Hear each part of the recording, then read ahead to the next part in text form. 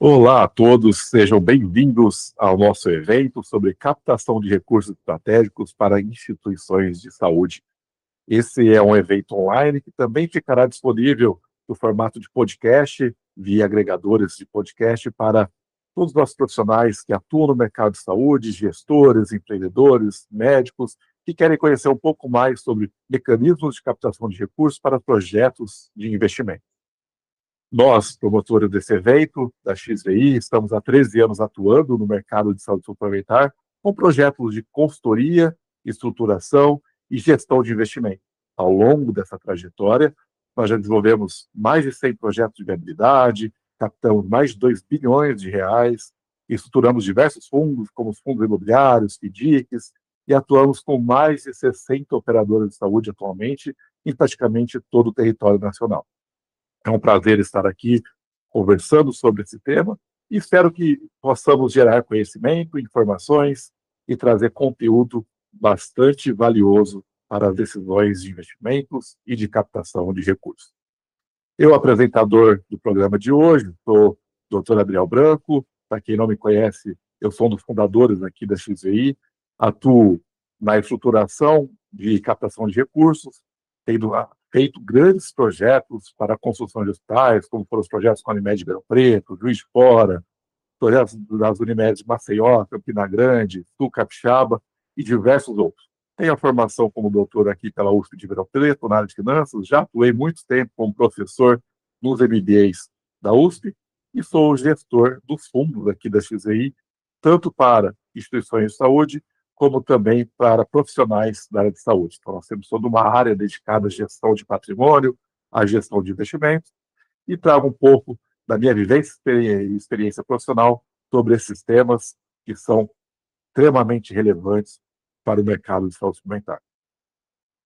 A XVI, para quem quiser conhecer um pouco mais, fica o convite para conhecer o nosso site, venha conhecer sobre o nosso portfólio, que é voltado à consultoria estratégica para planejamento, restauração de dívidas, captação de recursos, toda a nossa área de acesso ao mercado de capitais, com a estruturação de produtos de investimentos e gestão de fundos, e também o nosso portfólio destinado a fusões e aquisições.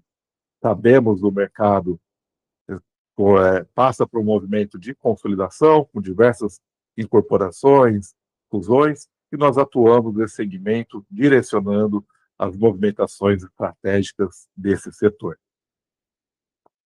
Nós já atuamos com diversas instituições de saúde, como Unimed, grupos e instituições filantrópicas, diversos hospitais, e a nossa experiência certamente vai trazer um resultado muito bom para as operadoras, hospitais e diversas instituições que fazem parte desse mercado.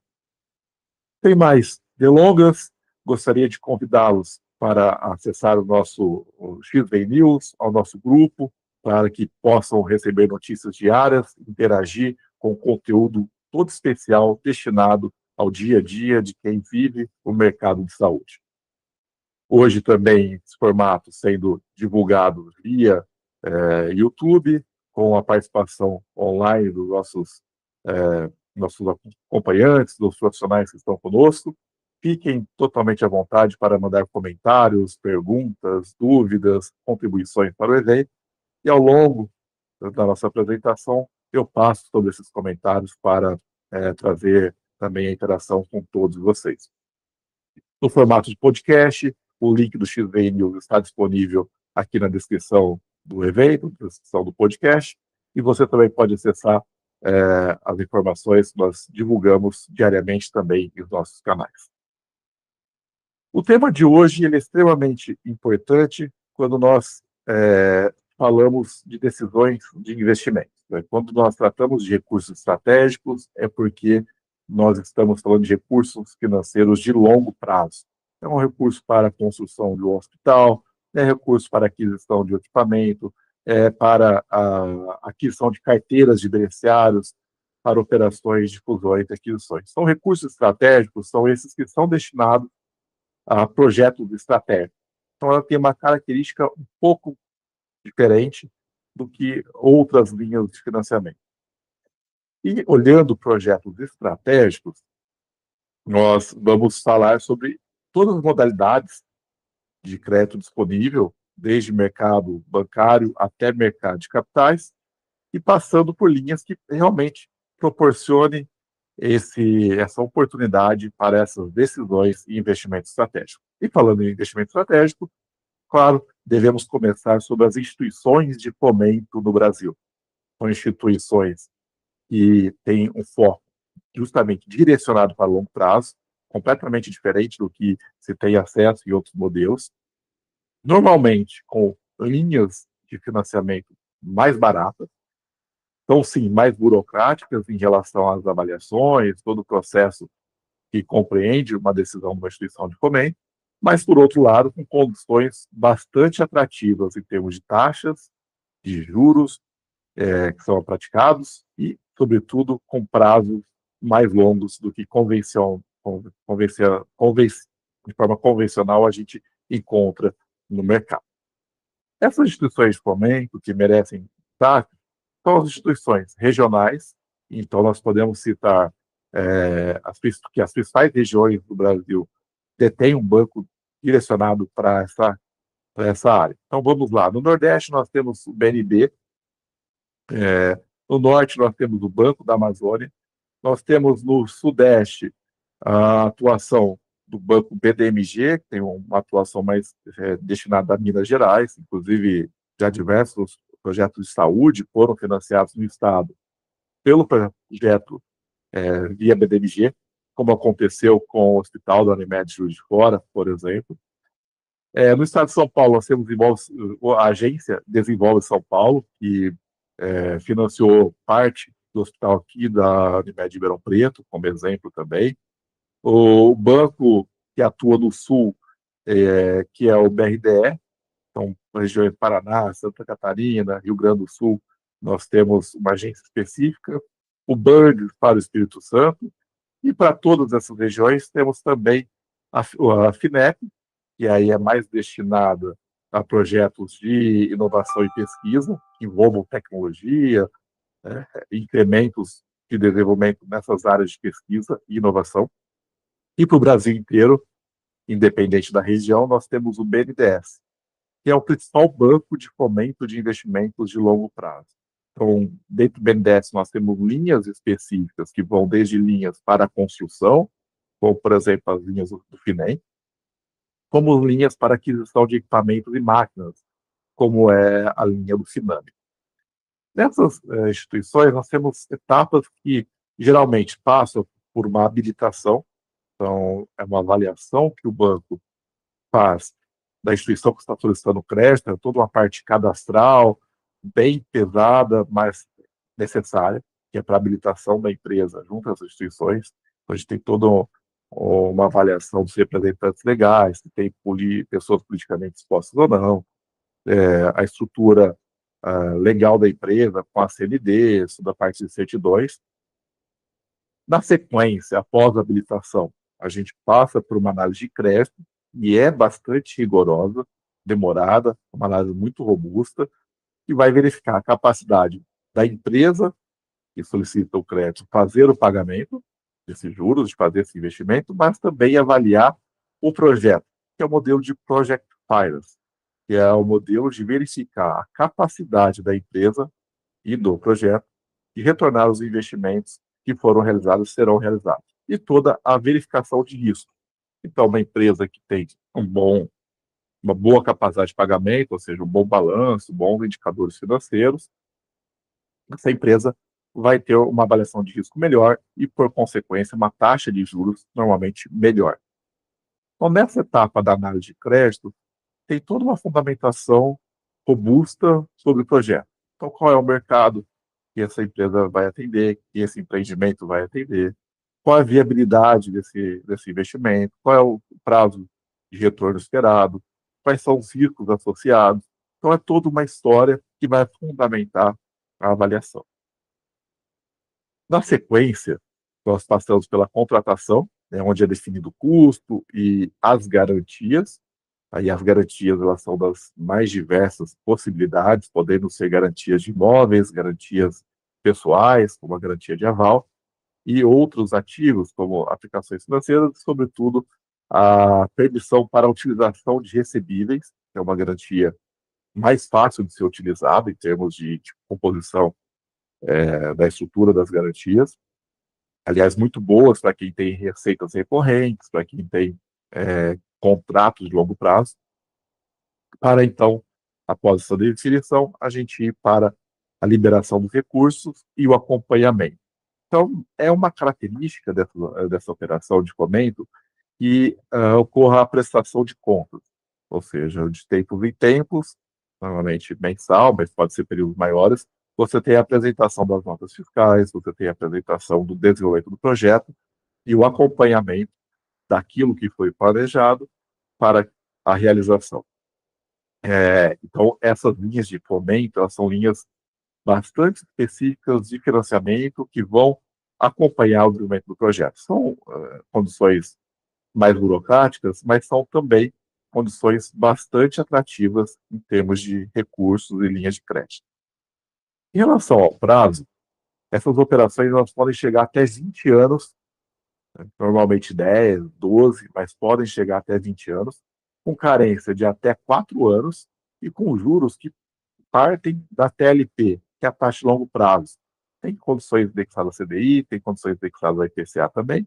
Em resumo, vão ser próximas ali do custo de capital do Tesouro Nacional, que, de certa forma, direto ou indiretamente, é quem financia o FUNDS dessas instituições. Então, é o mesmo custo que o Brasil tem de captação lá fora. São raras as exceções, como já ocorreu no passado, de um subsídio maior do que o custo de captação do Tesouro, porém, os spreads são menores, as taxas de risco são menores do que normalmente em outras instituições, e na composição de juros fica bastante competitiva a formatação da operação. Então, esse modelo é um modelo que é muito utilizado para aquisição de equipamentos e investimentos em construção, principalmente em construção, onde o montante do investimento é muito grande. Então, um hospital, estamos falando de 1,5 a 2 milhões por leito já instalado. Então, um projeto de 100 leitos vai gerar 200 milhões de investimentos ao longo do seu ciclo aí de construção e maturação, considerando equipamentos, considerando terreno, considerando tudo. Então, é um montante expressivo e, portanto, a gente precisa de uma operação de longo prazo. São 3 anos entre construção, depois mais um ano de início da operação, estou falando aqui de 4 anos para a operação realmente começar a funcionar em um instrumento de um hospital. Ou seja, a carência ela é fundamental para viabilizar empreendimentos como esse. E a carência nem sempre é uma condição obtida com facilidade de outros modelos, principalmente em relação a esse prazo. Portanto, os bancos de fomento permitem um acesso a uma condição muito mais adequada que acaba, muitas vezes, por definir a viabilidade ou não de um empreendimento. Então, esse é um modelo muito utilizado, ainda pouco utilizado por cooperativas, mas muito utilizado por empresários do Brasil e empreendimentos, principalmente na área hospitalar. Saindo dos bancos de fomento, nós entramos no mercado financeiro bancário convencional. E esse mercado ele é composto por instituições financeiras privadas, instituições financeiras do tipo cooperativas de crédito, como é o Cicobi, como o sistema da Unicred, o sistema Sisprime, diversas outras instituições cooperativas. Então, nós temos um mercado bancário que, olhando bancos privados, é relativamente mais restrito. Nós temos poucas opções de bancos, aqui falando dos maiores bancos, que detêm 80% do crédito nessa linha, 80%, 90% do crédito nessa linha. Então, os grandes bancos conhecidos atuam de forma bastante representativa nesse segmento, e também as cooperativas de crédito. E aí, nesse formato, olhando as instituições bancárias, instituições financeiras, fora a linha de fomento, nós temos essencialmente 3 linhas principais de acesso. A primeira e a mais simples é a CCB, é a Cédula de Crédito Bancário. A CCB, ela, em geral, tem destinação livre, um capital de giro, também pode ter destinações específicas, mas é muito comum a CCB utilizando para capital de giro. Então, não necessariamente para uma construção em específico. Você pode captar esse recurso e utilizar para empreendimentos as mais variadas formas via CCB.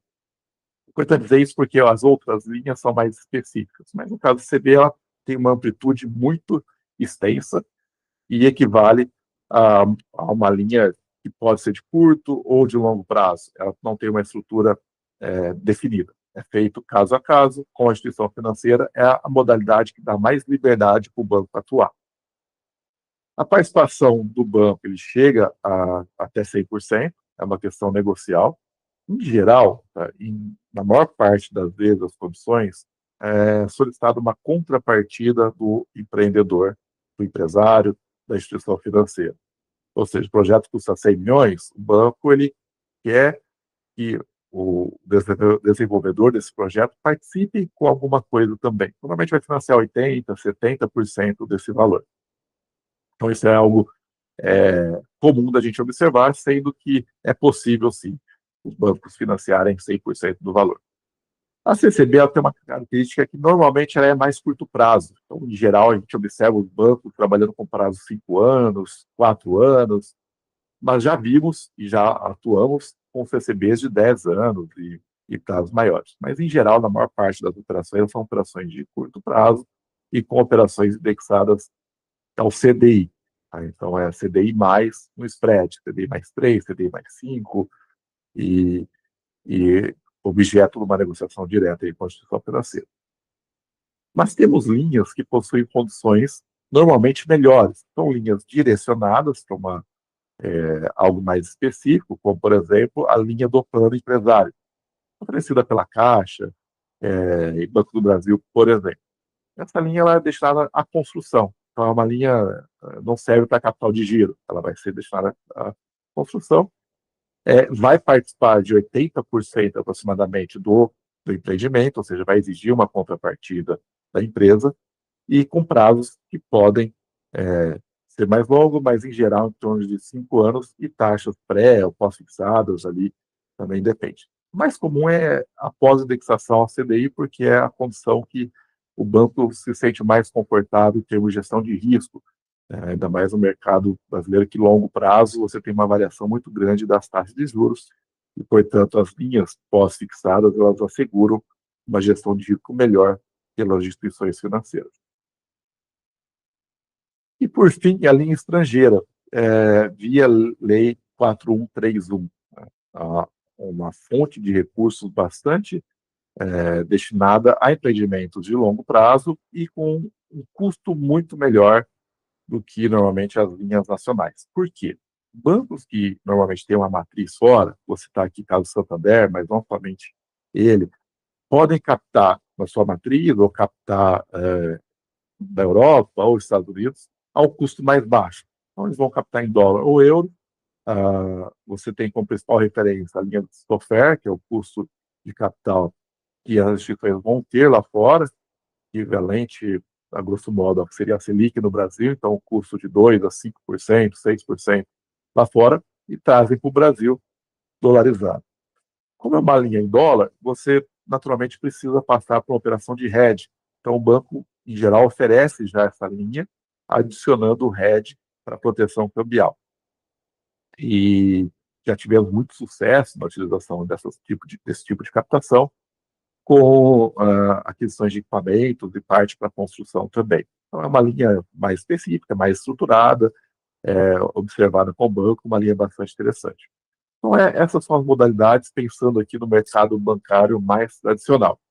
Nós temos também captações internacionais que variam de acordo com o momento em que essas linhas são disponibilizadas. Então, tem linha de captação com o BID, que é o Banco Interamericano de Desenvolvimento, que pode ser uma alternativa também, mas depende do tipo de projeto, depende do momento. Assim como aqui no Brasil nós temos a linha do Cinep, atualmente não está disponível, mas via chamada digital pode financiar projetos a custo mais baixo. Saindo do mercado bancário, entrando agora para a principal fonte de desenvolvimento de um país, que é a fonte do mercado de capitais. Então, nós temos, em um país desenvolvido, a proporção de financiamento de mercado de capitais é muito maior do que o mercado bancário, do que o mercado de fomento. Então, é natural que, ao longo do desenvolvimento do Brasil, a gente comece a observar o que, na verdade, já estamos observando, o desenvolvimento do mercado de capitais para financiamento de projetos e de empresas. Ainda de forma muito incipiente, o Brasil é um país pobre, é um país de desenvolvimento, é um país que tem pouco acesso a investimentos estrangeiros, ainda, apesar de ser relevante em termos de economia, ainda tem muitas lacunas a serem preenchidas em termos de crescimento econômico, e por isso o mercado de capitais ainda vem desenvolvendo e vai desenvolver muito. O fato é que não existe país desenvolvido sem mercado de capitais desenvolvido. Olhando para frente, o mercado de capitais vai ser a principal fonte de financiamento, sem sombra de dúvida. E a gente tem, olhando comparação mercado de capitais versus BNDES, algo que já é bastante interessante em relação à proporção e do financiamento de projetos de longo prazo no Brasil. Até 2015, 2016, o BNDES era a principal fonte de financiamento de empresas no Brasil, né? Para projetos de longo prazo, construir uma fábrica, construir um imóvel, comprar equipamento. A partir de 2016, você observa uma inversão disso à medida que o mercado de capitais começa a crescer e o BNDES fica estagnado. O que aconteceu nesse período?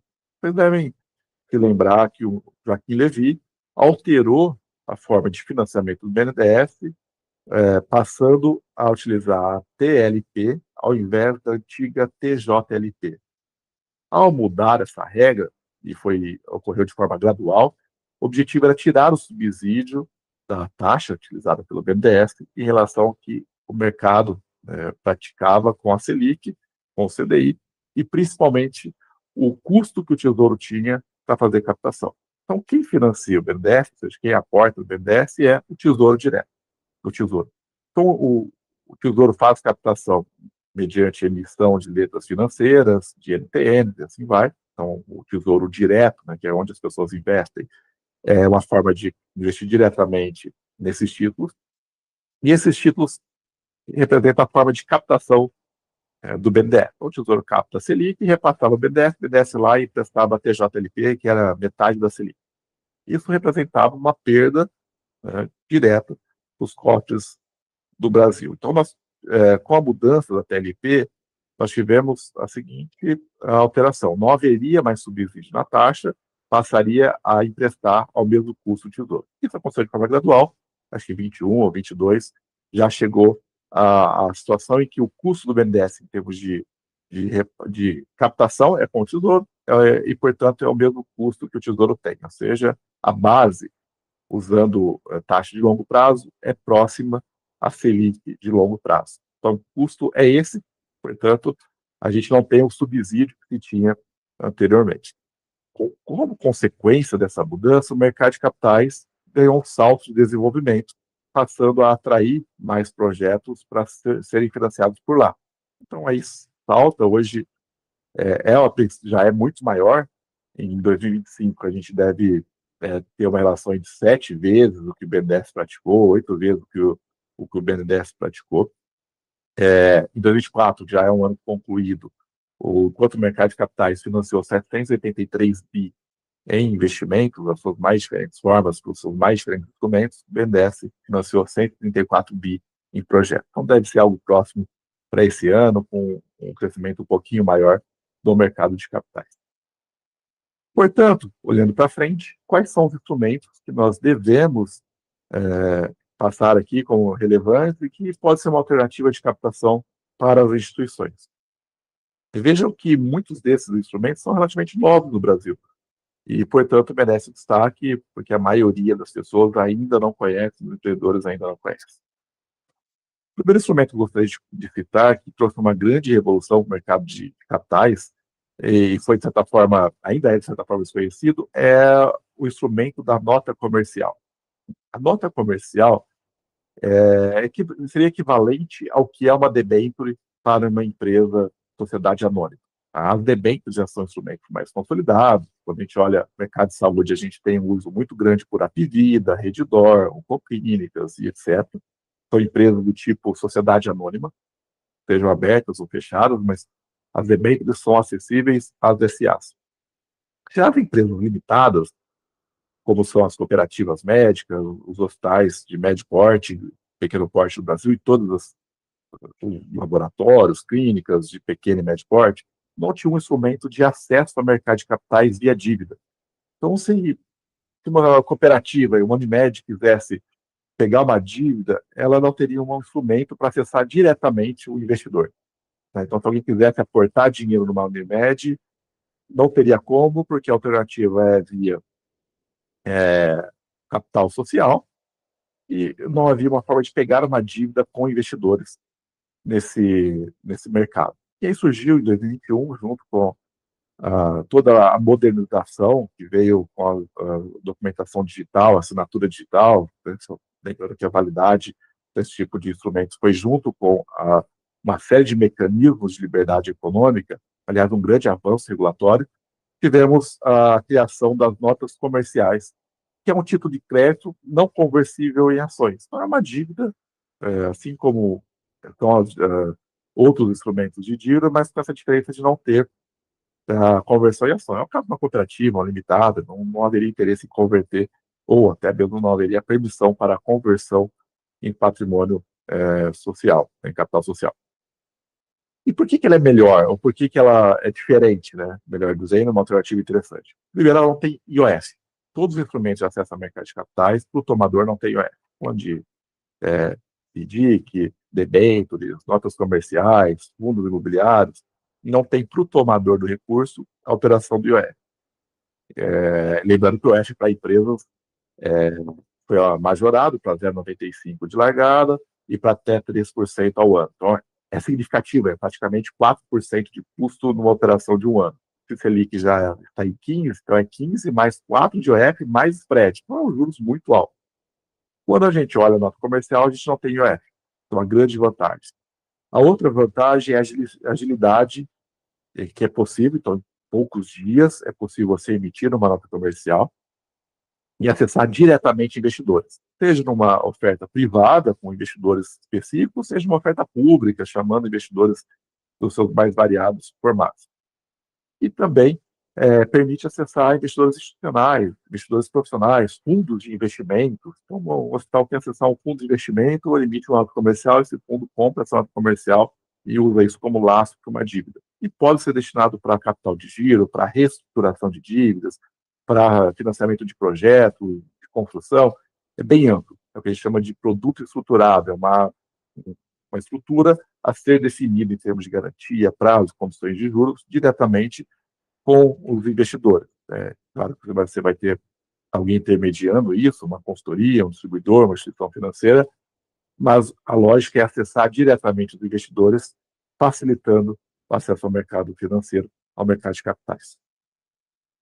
E esse título, eu acredito que desde lá de 2021 vem crescendo, tem uma tendência de crescimento bastante clara, representa algo na faixa entre 2 e 4 bilhões por mês de emissões, com variações dependendo do mês, de grandes emissões. Grandes instituições já utilizam esse instrumento, e queria trazer os destaques da utilização para a área de saúde.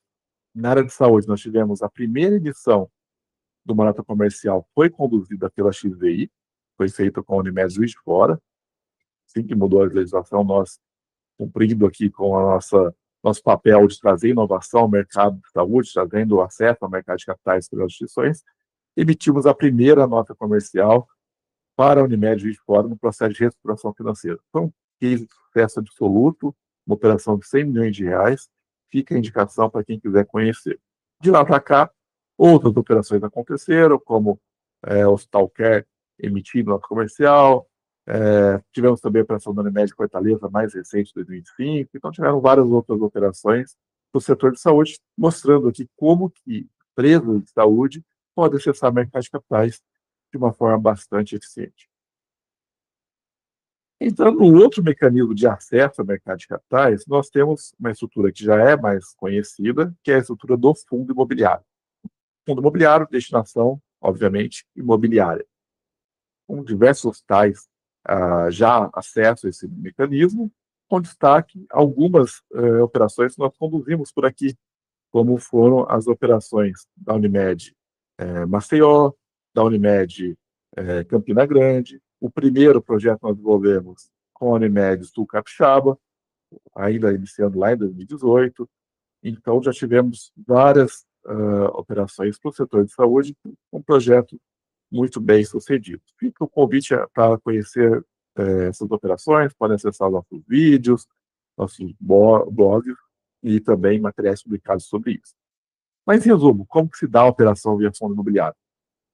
Nós temos duas modalidades. A modalidade do desenvolvimento, que é a modalidade que eu vou construir um hospital. Então, eu contrato uma operação de locação com o desenvolvedor imobiliário, que é o fundo que vai fazer a captação com investidores.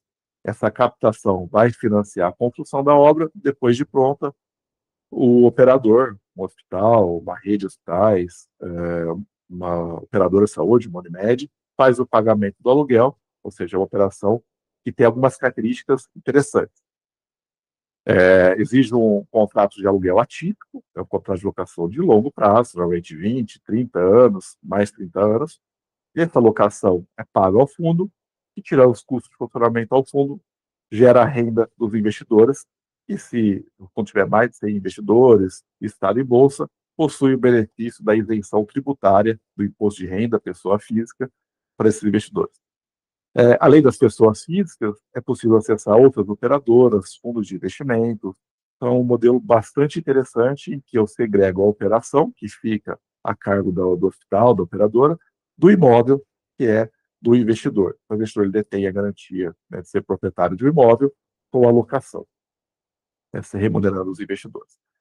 Essas operações, ao longo desses últimos anos, vem crescendo cada vez mais. Nós estamos observando cerca de 2 bi em emissões por mês de fundos imobiliários, com algumas grandes variações, com mais e menos, a depender do momento, mas é uma estrutura bastante utilizada, em crescimento também, e já representa um mercado com 432 fundos listados, não só de saúde, de todos os segmentos, mas são 432 fundos listados com 2 milhões, quase 3 milhões, né? 2 milhões e 800 mil pessoas investidoras na modalidade pessoa física.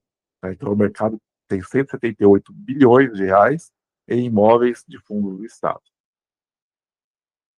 Olhando para fora, nós temos grandes fundos de investimentos que fazem já isso há muito tempo no mundo inteiro, principalmente em países desenvolvidos. Eu queria trazer um exemplo de um fundo canadense, que atua nesse mercado de real estate, que é o fundo da Northwest, e ele tem imóveis em Sydney, Londres, no Canadá, na Alemanha, e ele tem aqui diversos tais que são locados para a Rede D'Or, que é o Hospital Infantil Sabará, o Hospital Caxias D'Or, o Hospital Morumbi, e diversos outros que já são locados para a Rede D'Or, e eles já estão nesse mercado há bastante tempo, e trago aqui como uma referência do potencial de crescimento que essa estrutura pode ter no Brasil. Nós já temos vários fundos desenvolvidos para o segmento de saúde, você tem Campina Grande, Maceió, Capixaba, tem o projeto Salto Itu, Vitória e outras Unimedes que vão acessando esse mercado, que vai certamente se desenvolver muito. Atualmente, sofre muito com a condição de taxa de juros, porque o projeto, para ser viável para o investidor, ele tem que ter uma remuneração atrativa em relação à Selic, em relação ao CDI, e, portanto, não só os fundos, como também as empresas acabam tendo mais dificuldade de novas emissões. Mas, certamente, ainda mais iniciando o ciclo de redução de juros, esse modelo, essa estrutura, deve ser ampliado e mais desenvolvido. Olhando para um modelo similar aos fundos imobiliários, que é o modelo da holding. O modelo da holding, ele tem as características muito parecidas com o fundo imobiliário, mas olhando para o mercado privado. Então, eu vou acessar investidores muito mais específicos, alguns grupos de investidores, ou às vezes uma única empresa, um único grupo de investidores. Uma holding, ela pode ser os mais diferentes modelos, mas ela tem como KNAI a participação ou em empresas ou em imóvel. Tá? Então, nesse caso específico, para a construção do hospital, nós estamos falando de uma holding patrimonial, uma holding imobiliária. E o mecanismo é muito parecido.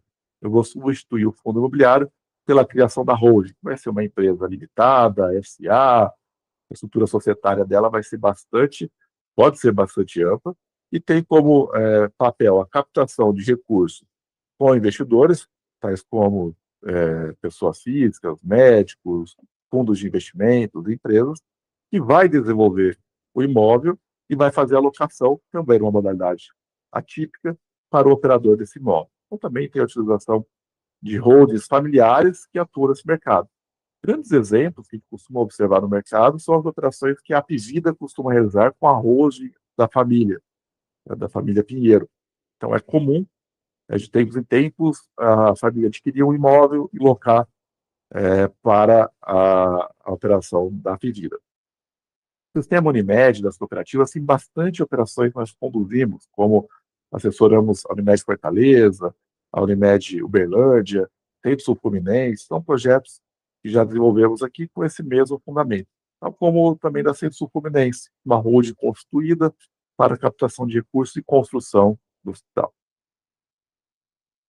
E dentro dessas modalidades de financiamento, tanto via fundo como holding, nós temos uma estratégia que é muito utilizada no segmento industrial de varejo e começou a ser utilizado também no segmento de saúde, que é a estratégia de uma operação de sales and leaseback, ou seja, de vender o imóvel e locação de volta. Nesse formato, o imóvel ele já está construído, ou seja, não é para construção, obviamente, é um modelo de aquisição do imóvel que já está pronto. E nesse caso, como o imóvel já está pronto, a gente tem o dono desse imóvel vendendo esse imóvel para o fundo, então um hospital vendendo o seu prédio para um fundo ou para uma holding, esse fundo aluga de volta. Essa alocação vai representar a remuneração que o fundo e a holding vai obter mensalmente. Qual que é a vantagem da instituição fazer isso? Ela pode ter uma dívida mais cara, então imagina que a operadora de saúde tem uma dívida de 20% ao ano, ela faz essa operação e aluga a 10% ao ano. Você tem uma redução do custo de operação, né, do custo financeiro, do custo que a instituição, que a operadora de saúde tem nesse modelo. E aqui, então, de novo, a gente tem que ter uma relação atrativa nesse fluxo financeiro que vai ser apresentado para o investidor, mas são operações que corriqueiramente aparecem na mídia. A Pivida faz com bastante frequência, a Unimed Nova Iguaçu realizou essa operação no início desse ano também, então é comum você observar essa estratégia como uma estratégia de financiamento e muitas vezes vem com o objetivo de reduzir o custo de capital que a empresa tem. Então, nesses modelos, quando a gente observa a operação de sale e leaseback, a gente tem que observar o impacto contábil para essa instituição. Se a gente pensar numa operadora de saúde, a gente sabe a obrigatoriedade em apresentar o patrimônio mínimo ajustado, a antiga mais solvência, o capital regulatório. E aí a gente tem um efeito que pode ser positivo ou negativo. Que efeito é esse?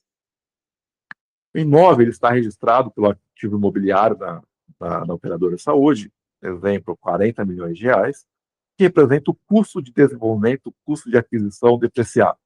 Então, o imóvel contábil ele não está a valor de mercado numa operadora, numa empresa.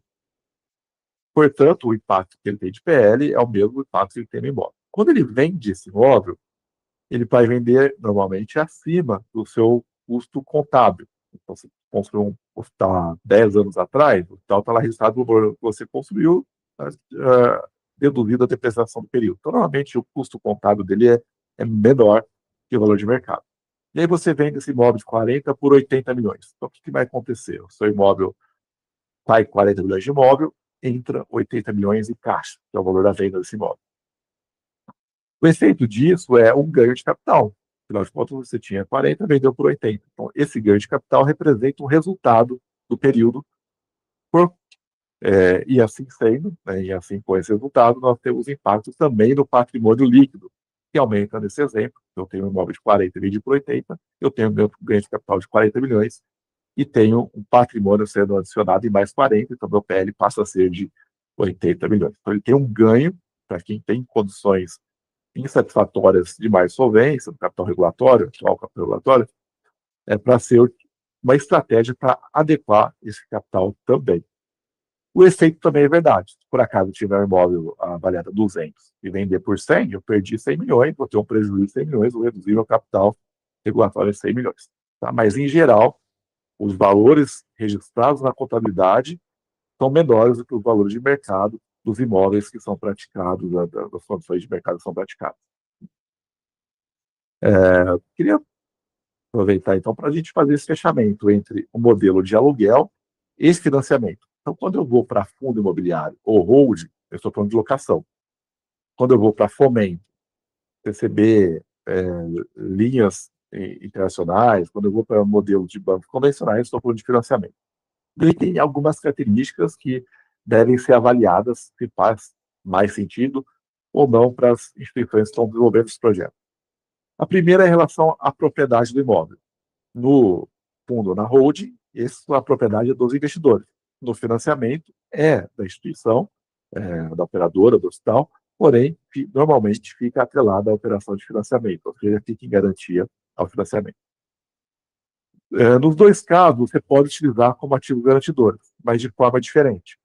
No fundo, você utiliza as cotas do fundo imobiliário até 20%, e no financiamento você detém do imóvel, depois da liberação do imóvel da garantia, você pode utilizar aí também para a constituição da garantia, que era de 20%, passou a ser de 50% como ativo garantidor. Então, os imóveis podem ir até 50% lá como ativo garantidor. Das cotas de fundo podem ir a 20%. No impacto no resultado, no fundo você paga aluguel, no financiamento você paga o aluguel do dinheiro, que é os juros, e a depreciação do imóvel. Você tem impacto de liquidez de forma diferente também, via alocação eu mantenho a liquidez, né, não gasto tudo de uma vez. No financiamento a gente tem um impacto de caixa muito maior, porque eu vou pagar todo esse empreendimento com juros ao longo de um período de 10 anos, 5 anos, o impacto de liquidez é muito maior. Ou seja, afeta mais o caixa na modalidade de financiamento. Para o cooperado, ele pode investir, né, o cooperado cooperativo ou sócio, ele pode investir como cotista. No financiamento, não. Né, no financiamento, olhando o instituição bancário, eu tenho a obrigação sendo constituída pela operadora de saúde, pela Unimed, por exemplo. Os dois têm uma estrutura de burocracia, mas via fundo é muito mais burocrático. Você tem todo o trânsito via CVM, com acesso a instituições financeiras, com investidores, é toda uma operação estruturada. E no financiamento é mais simples, mais rápido, tem diretamente via instituição financeira, tem menos regulação. E as garantias, no aluguel você tem garantias voltadas à locação, normalmente uma carta-fiança, um seguro-locação, uma aplicação financeira, e no financiamento você tem as garantias, que em geral são de 100% a 130% da operação. Eu peguei 100, eu vou construir 130 de garantias, que podem ser recebíveis, podem ser imóveis, podem ser aplicações também. E, além disso, é comum encontrar covenants de desempenho, ou seja, indicadores de desempenho de gestão, dívida EBITDA, indicador de liquidez, dívida máxima e algo do tipo. Então, fechando essa nossa parte de captação, nós temos os modelos via dívida, então nós tratamos os bancos, das instituições de fomento e de mercado de capitais via nota comercial. Então, são todos os instrumentos de dívida. Nesse caso, a propriedade é do desenvolvedor, da Unimed, do hospital, da instituição que está desenvolvendo, enquanto que na holding, ou fundo imobiliário, a propriedade é dos investidores. A tributação ela tem impacto diferente para cada um deles. Nós temos o benefício fiscal da dedução dos juros na base de cálculo das instituições que fazem esse financiamento. E holding, fundo imobiliário, eu deduzo o aluguel e tem um benefício adicional que é a isenção do imposto de renda para pessoas físicas, dadas aquelas características que eu citei, que é ter negociado em bolsa, você tem mais de 100 cotistas, você tem a isenção do investidor pessoa física.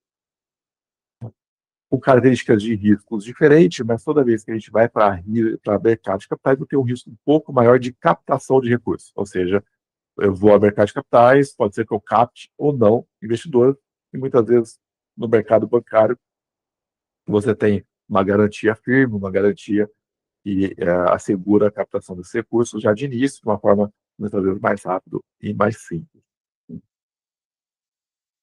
Trazendo alguns comentários que nós recebemos aqui no chat, a Jéssica nos questionou sobre os maiores desafios que instituições de saúde enfrentam para captar recursos, né? Os desafios são diferentes para cada tipo de instituição e para cada tipo de modalidade. Por exemplo, se eu olho uma cooperativa, o maior desafio é a primeira aprovação interna, tem que passar por cooperado e assembleia, e tomar dívida em cooperativa não é algo tão comum, né? O endividamento de cooperativa médica é muito menor do que endividamento de outras instituições. E sempre gera uma preocupação do cooperado com esse tipo de operação. E quando a gente olha o modelo de financiamento, ele tem características que são mais ou menos arriscadas. Se eu olho o financiamento para a operadora, eu tenho a situação em que, se der tudo errado, eu vou perder esse imóvel, vou levar muito mais provavelmente ao modelo de insolvência. Então, vou para o modelo de locação, há uma certa blindagem, uma segregação entre imóvel e operação. Se der tudo errado, o imóvel não está na operadora, você tem mais liquidez, e com isso você consegue ter uma exposição a risco menor também. E o desafio depende também das condições de mercado. Hoje é bastante desafiador uma captação via fundo imobiliário. Porém, a tendência, olhando os próximos ciclos de taxa de juros, é observar uma redução da taxa de juros. Então, nós já estamos no pico, começando a olhar a redução de Selic, o que impacta bastante o acesso ao mercado de capitais. Vejam que estamos há 4 anos sem o IPO de uma empresa, sem uma oferta pública de empresa. Isso é reflexo da condição macro mais desafiadora. No entanto, esse tipo de operação ele começa a ser desenvolvido com foco em longo prazo. Então, se eu esperar os juros cair para começar a fazer isso, não dá tempo, os juros voltam a subir de novo. Então, o momento é sempre de ir fazendo a comparação entre modelos na hora da tomada de recurso, estar pronto para decidir o melhor instrumento. Esse é o papel da XVI, de fazer justamente esse acompanhamento e a definição do melhor formato de acordo com a estratégia, com a condição da instituição e com o contexto econômico. Então, fechando essa parte de captação de recursos para consultais, recursos estratégicos de mais longo prazo, eu não poderia deixar de falar sobre o mercado de FDIC, que é uma estrutura que vem ganhando cada vez mais tração pela simplicidade, agilidade, isenção de OF e acesso a mercado de investidores também. Então, também estamos falando de um modelo de captação via mercado de capitais, que traz acesso a investidores, e via um veículo específico, que é um FDIC. Então, o que faz um FDIC? Bom, um FDIC ele vai sempre atuar numa relação entre credor e devedor. Alguém tem algo a receber, alguém tem algo a pagar, né? Então, toda a estrutura de fluxos financeiros estão nesse modelo. Alguém fornece um equipamento, tem o direito de receber por esse equipamento, então eu tenho alguém que tem algo a receber, alguém tem algo a pagar. Nesse modelo, o FDIC ele vai fazer a conciliação temporal disso. Então, imagina que, pegando alguns exemplos, no agro, você tem um produtor rural que tem que entregar a cana para a usina. Então, ele entrega a cana para a usina vai lá e paga ele. O que o fundo faz? Ele antecipa ele casa esse prazo, ele antecipa e vai trabalhar nessa antecipação de recursos. Então, o produtor vai entregar cada daqui 6 meses, a usina vai pagar daí 8, o fundo vai lá, paga ele na data zero e vai receber da usina. Então, essa diferença temporal é a que dá a receita financeira para o fundo e a grande vantagem desse instrumento. Vamos trazer isso para a área de saúde. Eu tenho um médico que atende um paciente, então, a R$100, atende um paciente R$100, a operadora vai pagar ele daqui 30 dias. O que o fundo faz? Ele antecipa esses R$100, dá lá R$95 para o médico, e vai receber da operadora R$100 no futuro. Então, vejam que o fundo faz essa intermediação, antecipando os recursos para quem tem a receber e recebendo do devedor, que é chamado de sacado da operação. Isso é muito comum no setor industrial, no varejo. Então, a loja vai lá, vende no cartão de crédito para receber em 10 vezes, ela antecipa esse valor recebendo à vista, e o pagador do cartão paga direto ao fundo depois, né? Você não observa, para quem está de fora olhando, não consegue observar essa estrutura, porque ela é muito simples e ela é muito ágil e, por isso, muito utilizada. É uma forma de você ter acesso a crédito de maneira rápida e mais barata, porque também não tem IOF nessa operação. Então, nesse caso, imagina que eu troque o médico por uma clínica, um consultório. O consultório atende diversos pacientes, manda a fatura lá R$ 100.000 para a operadora vai pagar daí um mês, o fundo entrega R$ 95.000 para o consultório e recebe R$ 100.000 da operadora. Então, isso dá uma agilidade muito grande e riscos muito menores do que seria uma operação de alguém emprestar o dinheiro direto para o consultório sem ter uma garantia de recebimento. Então, o fundo tem a garantia do recebimento pela fonte devedora, que no caso é a operadora, no caso seria um hospital. O risco é sempre, tem diversos riscos, mas destacar principalmente o risco de descredenciamento e glosa. O consultório fez antecipação de valores, mas a operadora foi lá e glosou esse valor, não vai pagar, e aí a gente tem uma situação de inadimplência. Mas são riscos que podem ser mitigados com a estrutura que é desenvolvida. Além de toda a característica mais simples e muito mais rápida, muito mais barata do que outras condições via mercado de capitais ou até mesmo mercado bancário, você tem toda uma modernização regulatória incentivando esses instrumentos. Então, até 2022, os FDICs não eram acessíveis ao público em geral. O investidor, pessoa física, que não fosse qualificado, que não fosse profissional ali, não tinha acesso a investimentos FDIC, não eram distribuídos em plataforma, então era algo bastante restrito. Assim como aconteceu com os fundos imobiliários, que ganhou o acesso no mercado de pessoas físicas, que hoje já tem quase 3 milhões de pessoas, o mercado de FDIC ainda está engatinhando, porque foi apenas a partir de 2022 que passou a ser disponível para o público em geral. E aí, como foi disponível, vem crescendo bastante, os FDICs, né, vem ganhando proporções muito relevantes, e ele tem toda a lógica da eficiência tributária, tanto para quem toma o recurso para a isenção do IOF, como para quem investe no FDIC, já que você tem o benefício do diferimento do imposto de renda, considerando que o fundo não tem come-cotas. Então, você não tem o come-cota, uma aplicação financeira comum no fundo de renda fixa. No FDIC, também é classificado como renda fixa para o investidor, ele tem o pagamento do IR somente no resgate, somente ao final. Isso é uma grande vantagem para os dois lados. Com isso, o patrimônio de FDIC de 2021 para cá cresceu 4 vezes. Nós estamos falando de um mercado atual de 715 bilhões de reais, deve atingir 1 trilhão no ano que vem, no ano seguinte, 23 ou 27. Então, a dimensão desse mercado comparado aos outros, e principalmente o crescimento dos últimos 5 anos. Nós saímos de 200 bi para 800 bi no final desse ano. Então, é muito, muito relevante e com crescimento que passa a ser uma alternativa bem interessante de acesso a recursos financeiros. E por que isso? Né? Além da facilidade, da agilidade, nós temos a constatação que os juros para pessoa física e empresa de maneira geral são juros muito altos.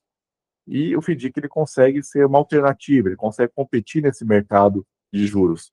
Por exemplo, o acesso a crédito pessoal, ao crédito pessoal no mercado bancário, a taxa média é de 6,5%, segundo os dados do Banco Central. Tem taxa menores, mas na média 6,5% ao mês. Já para a pessoa jurídica, esses juros em média para capital de giro é um pouco mais baixo, vai seguir em torno de 2,35%. Então, são juros que muitos investidores, pessoas físicas, institucionais, fundos de investimento, gostariam de ter acesso. Ou seja, gostariam de prestar essa taxa. E, por outro lado, você tem empresas que gostariam de pagar um pouco menos, pessoas que gostariam de acessar um pouco menos. E o FDIC vem para juntar isso. Eu trago o FDIC, dando mais rendimento para investidor e ter um juros menor para o tomador do recurso. Consigo casar as duas pontas. O FDIC ele vai fazer isso. Pensando numa estrutura assistencial, eu tenho, de um lado, uma operadora, um hospital, que tem muito recurso de liquidez, seja aplicações livres, aplicações vinculadas, e busca ter mais receita financeira, um resultado melhor e ter uma parceria mais forte com seus prestadores de serviços. Vejam, um dos grandes problemas que a gente tem na saúde suplementar no lado financeiro é o prazo de pagamento de uma operadora para a sua rede prestadora, do seu hospital para o seu médico. Tem casos que chegam a 90 dias, às vezes mais. Você imagina um médico atende um paciente e vai receber daí 90 dias. É muito prazo. O FDIC vai permitir o médico receber agora, vai permitir o laboratório que fez um exame para a operadora receber agora. Então, você gera uma relação melhor, uma oferta para a rede, ter acesso a um capital, lembrando que pegar uma rede prestadora de uma operadora, você tem empresas de pequeno porte, e assim, empresas de pequeno porte vão ter acesso àquelas taxas de juros de 2% ao mês, 2,5% ao mês. Quando a gente está fazendo o FDIC, além da agilidade, você consegue ter condições melhores e, por consequência, despesas financeiras menores da rede prestadora, você melhora a condição financeira da rede, dando liquidez, melhor gestão de caixa e teto rápido, barato e isenção de IOF. Tá? Então, essa vantagem é o que as empresas estão desenvolvendo e buscando. Então, para a saúde, alguns projetos são incipientes, aí, começando aí no mercado, ainda é muito incipiente no mercado de saúde, mas temos bons exemplos. A XVEI desenvolveu o primeiro fundo de antecipação de recebíveis para o sistema de saúde especificamente, né? Então a gente fez com uma operadora do Sudeste, antecipação de recebíveis, de lá para cá, outras operações começaram a surgir, com destaque da uma grande, o grande desenvolvimento que vem a Apivida nesse mercado. Então, a Apivida já tem lá o portal fornecedores da Apivida, todo mundo que fornece para a Apivida, grupos de médicos, clínicas, etc., faturam, mandam a nota fiscal e já recebe na hora antecipando isso. Então, buscando ter taxas melhores, mais liquidez, e assim vai. Nós, aqui também pela XAI, nós lançamos um portal próprio para financiamento da rede prestadores. Então, tanto médicos como fornecedores gerais, então, todas as empresas desse sistema que atendem um operador de saúde, podem utilizar o Atrio Finance como uma estratégia de financiamento. Então, aqui a gente faz toda a análise de crédito de forma muito rápida, usa o recebível como garantia, libera o dinheiro em até 24 horas a custos menores. Então, quem está nos assistindo, quem está nos ouvindo via podcast, tem uma empresa de saúde, fatura contra a operadora, pode acessar crédito diretamente conosco via Atrio Finance. Então, convido a todos para acessarem o nosso portal, faz o cadastro, é rápido, é simples, consegue solicitar o crédito até 24 horas e a gente faz a liberação e depois vai receber direto lá da operadora de uma maneira bastante fluida, né, sem grandes problemas, sem grandes entradas aqui para a operação. Então, até 24 horas a gente libera esse recurso para hospitais, clínicas e médicos de maneira geral. Então, convido a acessar o nosso portal, conheça as linhas de crédito que temos disponíveis e qualquer dúvida, faça o contato conosco. Bom, desta forma, passamos por todos os mecanismos de financiamento, falamos de mercado de fomento, falamos do mercado bancário, do mercado de capitais, passando por fundo imobiliário, FDIC, notas comerciais, e deixo aqui o nosso agradecimento a todos vocês que estão nos acompanhando. Ficaremos felizes de receber o feedback, os comentários de vocês. Curtam o nosso canal, sigam a gente nas nossas redes sociais. E é um prazer sempre falar sobre esse assunto com todos os gestores. Estamos aqui desenvolvendo junto, vamos crescer juntos, vamos fazer o futuro do mercado de saúde no Brasil. Um grande abraço a todos, encontro vocês em nossos canais, em nossos grupos de mensagem. Um grande abraço, muito obrigado.